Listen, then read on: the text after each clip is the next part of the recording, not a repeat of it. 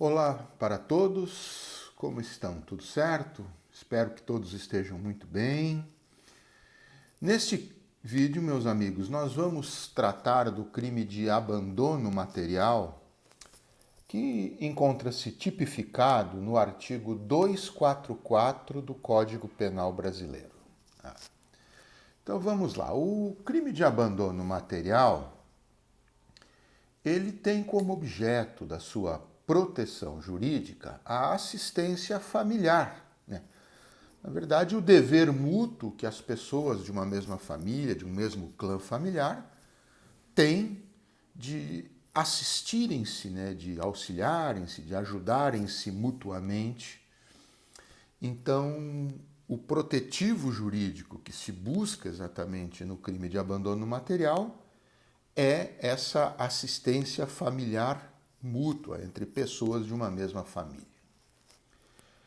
E aí a tipicidade objetiva do crime de abandono material, ela se constitui a partir daquilo que nós costumamos chamar de omissão própria. Ele é um crime omissivo próprio e que congrega no contexto do artigo 244 três formas distintas de conduta. Nós temos ali, na verdade, três formas descritas através das quais o sujeito pode praticar o crime de abandono material.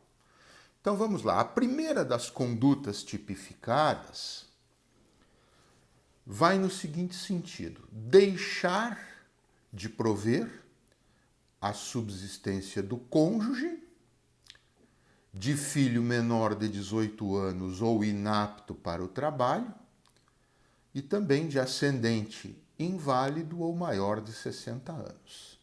Então, nesta primeira conduta, o agente ele vai deixar de prover, quer dizer, ele vai omitir o provimento, vai omitir-se em prover a subsistência, que são os meios básicos de manutenção da pessoa. E vai deixar de prover a subsistência de quem? Do cônjuge, de filho, né, filho menor de 18 anos, ou filho, qualquer que seja a idade, inapto para o trabalho, também qualquer que seja a forma de filiação, biológica, filiação adotiva, filiação até mesmo socioafetiva, né, que é dever do pai e da mãe proverem a subsistência desse filho. Então, a vítima pode ser o cônjuge, pode ser o filho menor de 18 anos ou inapto para o trabalho, qualquer que seja a idade. Ou a vítima também ainda pode ser ascendente, né? Pai, mãe, avô, avó, etc., que seja inválido, e daí essa invalidez independe da idade, ou que seja, em qualquer circunstância, maior de 60 anos de idade.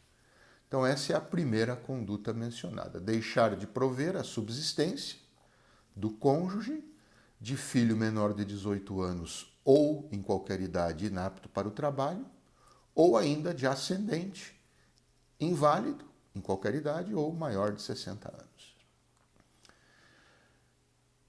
De que maneira vai se deixar de prover a subsistência da vítima nesta primeira conduta? Primeiro, não lhes proporcionando os recursos necessários ou faltando com o pagamento de uma pensão que tenha sido judicialmente acordada, e aí homologada pelo juízo, fixada, que é aquela que é determinada pelo juízo, ou majorada, que tenha sofrido um acréscimo também determinado pelo juízo.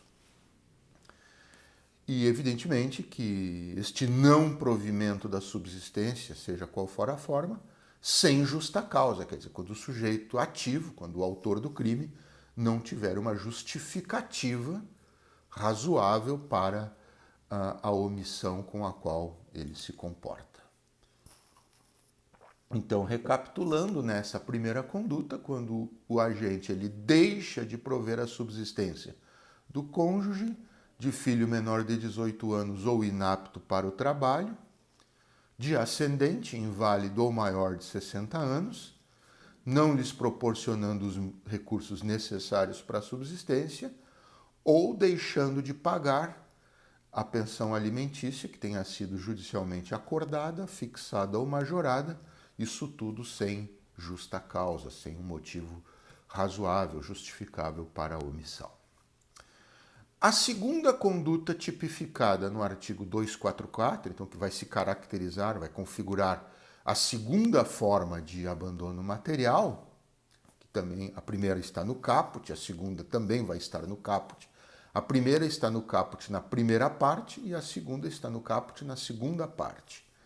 Então, quando a gente deixar de socorrer, quer dizer, omitir o socorro, deixar de socorrer, descendente, filho, filha, neto, neta, bisneto, bisneta até mesmo, né? Ou ascendente, pai, mãe, avô, avó, bisavô, bisavó. Então, quando a gente deixar de socorrer, descendente ou ascendente, quando essa pessoa estiver gravemente enferma e também sem justa causa, quer dizer, sem ter um motivo razoável, justificável para omitir esse socorro. Então, a segunda conduta que está descrita na segunda parte do caput do artigo 244, deixar de socorrer, descendente ou ascendente, quando essa pessoa estiver gravemente enferma, sem justa causa. Então, é a segunda forma que nós temos de realizarmos o crime de abandono material. E a terceira forma de conduta, ela vai estar no parágrafo único do artigo 244. Quando o agente ele frustra, né, frustrar ou ilidir, quando ele frustra ou ilide, frustrar quer dizer o quê? Burlar, quer dizer fraudar, ou ilidir quer dizer não honrar, até mesmo excluir o quê? O pagamento de pensão alimentícia que também tenha sido judicialmente acordada, fixada ou majorada, sendo ele o alimentante, essa se diz respeito especificamente à questão da pensão alimentícia judicial, sendo ele o alimentante solvente, mas de que forma ele vai frustrar ou ilidir o pagamento da pensão alimentícia judicial? Abandonando injustificadamente o emprego ou a função, né, para fabricar esta impossibilidade, ou de qualquer forma ele criando artificialmente a situação de impossibilidade. Né?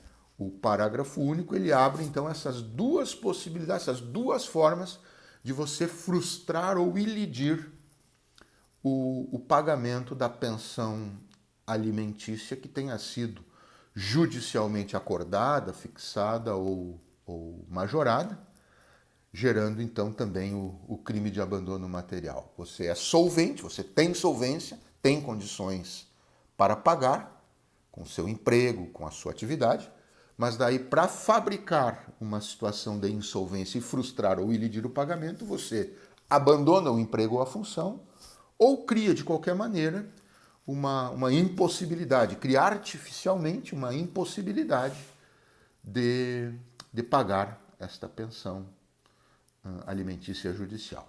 Então, são as três formas de nós praticarmos o crime de abandono material. Repetindo para deixar bem claro. Primeira, deixar de prover a subsistência do cônjuge, do filho menor de 18 anos ou inapto para o trabalho, não ou de ascendente inválido ou maior de 60 anos, não lhes proporcionando os recursos necessários para a sobrevivência, né?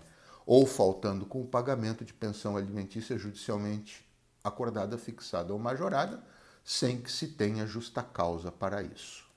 A segunda forma da conduta, a segunda forma de prática do abandono material, deixar de socorrer descendente ou ascendente quando estiver essa pessoa gravemente enferma, também sem justa causa para omitir esse socorro. E a terceira forma de conduta, as duas primeiras estão no caput do artigo, primeira parte do caput e segunda parte do caput, respectivamente. E a terceira forma de conduta, que está no parágrafo único do artigo 244, frustrar ou ilidir o pagamento de pensão judicialmente acordada, fixada ou majorada, sendo o alimentante solvente, quer dizer, tendo condições para isso, e de que forma?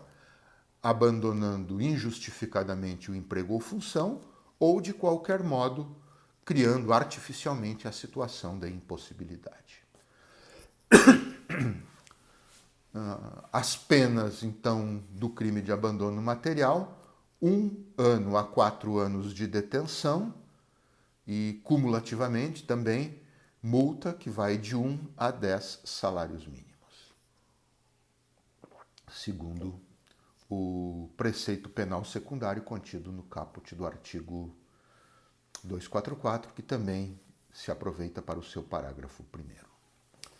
A tipicidade subjetiva do crime de abandono material requer apenas dolo genérico de deixar de prover ou de socorrer, né, ou também de frustrar ou de ilidir a subsistência ou, conforme o caso, o pagamento da pensão alimentícia judicialmente acordada, fixada ou majorada, e basta querer realizar qualquer um desses núcleos sem a necessidade de um propósito específico em qualquer das formas de omissão. Basta querer omitir-se no dever de prover, no dever de socorrer ou no dever de pagar a pensão alimentícia, sem que para isso se tenha qualquer propósito específico nesse desejo de omitir-se, bastando pura e simplesmente o dolo genérico de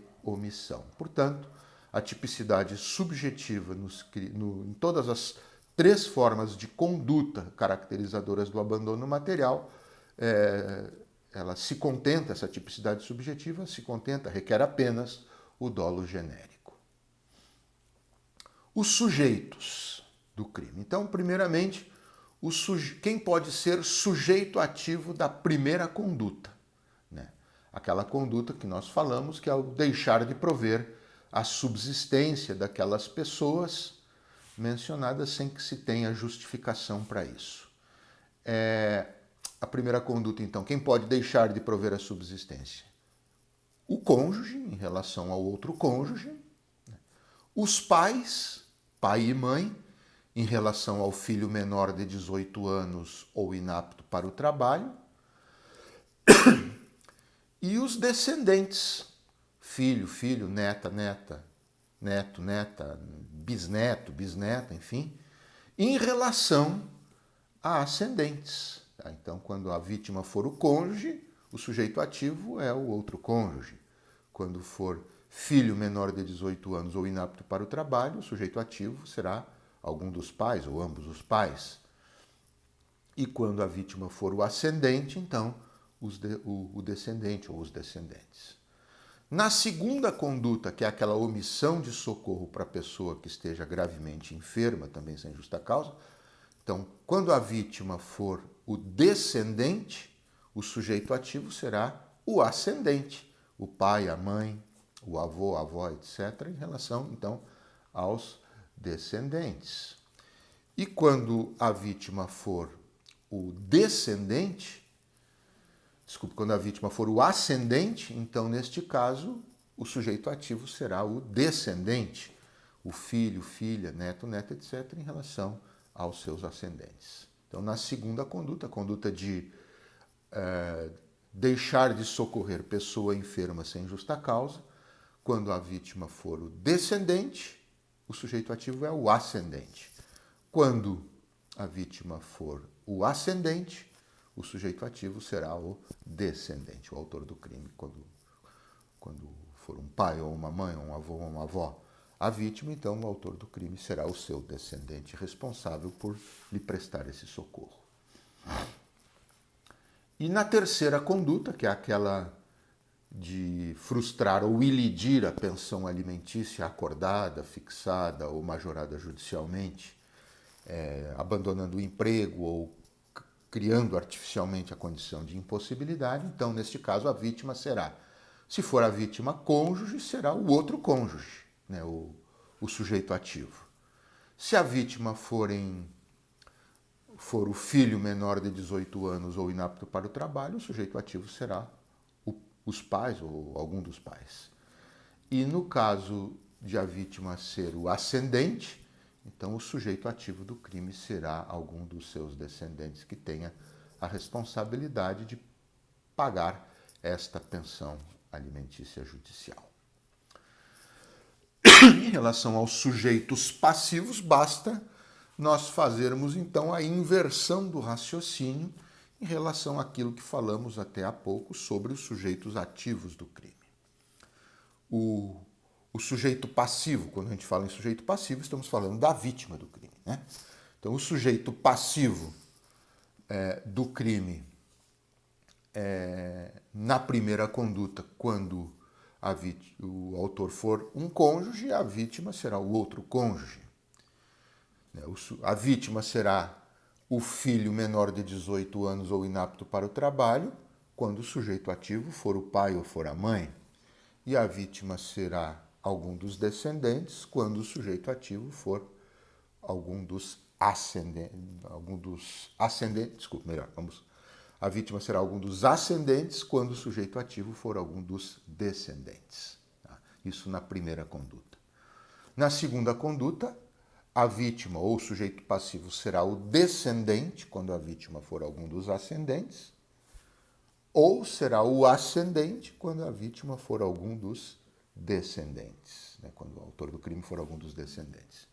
E, por fim, na terceira conduta, né, aquela de deixar de pagar, frustrar ou ilidir a pensão alimentícia naquelas circunstâncias, então, o cônjuge será a vítima quando o autor do crime for o outro cônjuge.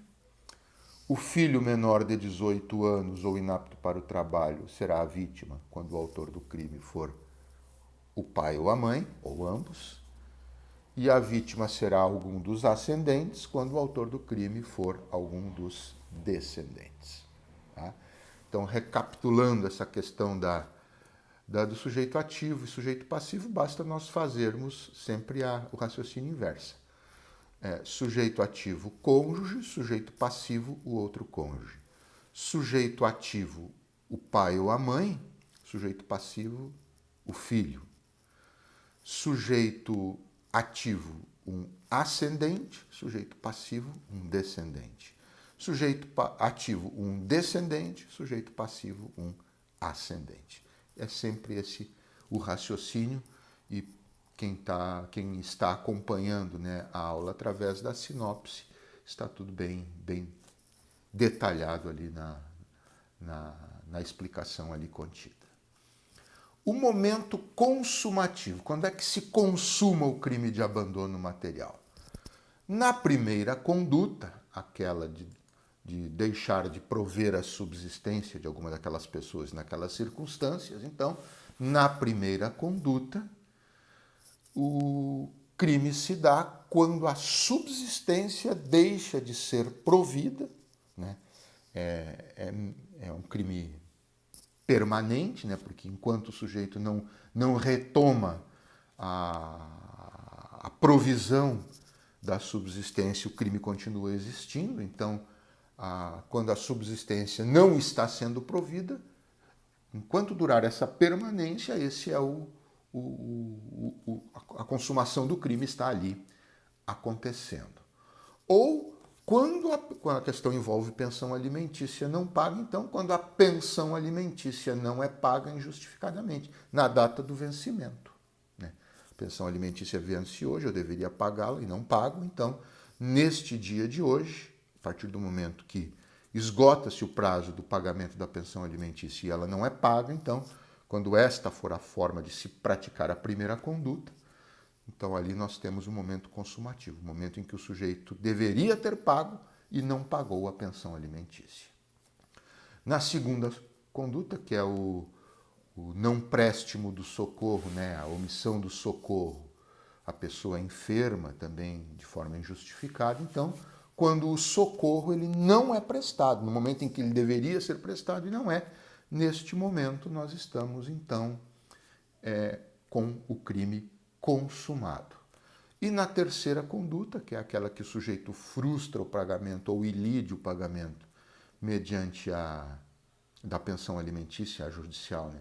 Mediante a demissão do emprego, da função, ou criando qualquer situação que artificialmente gere uma impossibilidade de pagamento, então, também quando a pensão alimentícia ela não é paga mediante esse artifício, né, utilizado pelo agente para criar a situação de impossibilidade. Então, quando ele deixa de pagar a pensão alimentícia que deveria ter pago na data do seu vencimento, mediante esse artifício por ele criado, então, neste momento, no momento do não pagamento da pensão quando deveria ter sido pago, é nesse momento que se consuma, então, a terceira forma de conduta do crime de abandono material.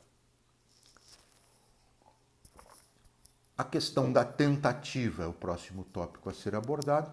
Tentativa de abandono material não cabe em nenhuma de suas formas de prática, né? Nenhuma das condutas reportadas no artigo 244, ali tipificadas, não cabe, porque todas as condutas mencionadas são condutas omissivas próprias, crime de omissão própria. E nós sabemos que em crimes omissivos próprios não é possível a tentativa exatamente em função da incompatibilidade do conceito de tentativa, lá do artigo 14, inciso 2, com os crimes omissivos próprios, né? Aqueles em que o núcleo ele descreve um não fazer algo que deveria ter sido feito. Então, neste caso, não cabe tentativa pela natureza omissiva própria das três condutas narradas no crime do artigo 244. Algumas questões específicas. A primeira questão que eu gostaria de abordar com os amigos todos.